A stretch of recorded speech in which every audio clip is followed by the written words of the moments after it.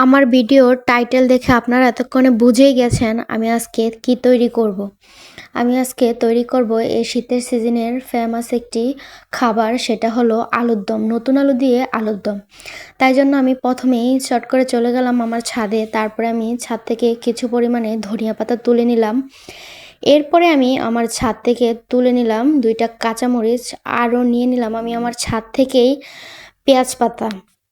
এখন অনেকেই বলতে পারেন, আপু সবকিছু আপনি আপনার ছাদ থেকেই নিয়েছেন? হ্যাঁ আপু, আমি সবকিছু আমার ছাদ থেকেই নিয়েছি। এরপরে আমি আগে থেকেই কেটে রেখেছিলাম আলু, সেই আলুটাকে আমি সিদ্ধ করে রেখেছিলাম। এখানে রয়েছে সেই আলুটা। আমি আজকে খুব অল্প পরিমাণেই করবো আলুর দম, কারণ এটা আমি নিজেই খাবো একা। এরপরে আমি সব কিছুকে কেটে বেছে ধুয়ে নিয়েছি, কাটার জন্য মানে প্রস্তুত করে নেব এবার। তারপরে আমি সব কিছুকে একটু ভালো করে কেটে নেব।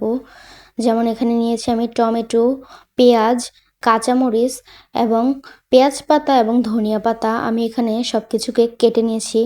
তারপরে আমি একটা প্যানে দিয়ে দিলাম সামান্য পরিমাণে তেল। এর ভিতরে আমি দিয়ে দিলাম পেঁয়াজ কুচি। পেঁয়াজ কুচিটা একটু ভালো করে হয়ে আসলে আমি এখানে দিয়ে দেবো আদা রসুন। সেটা ভালো করে হয়ে আসলে আমি এখানে টমেটো অ্যাড করে দিলাম।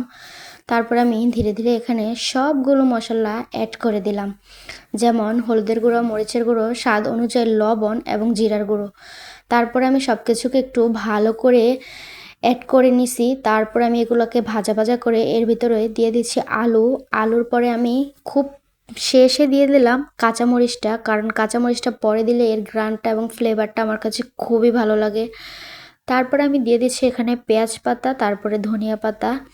এরপরে এই তো রেডি আমার আলুর দম। এই শীতের সিজনের আলুর দমটা খুবই মজা লাগে।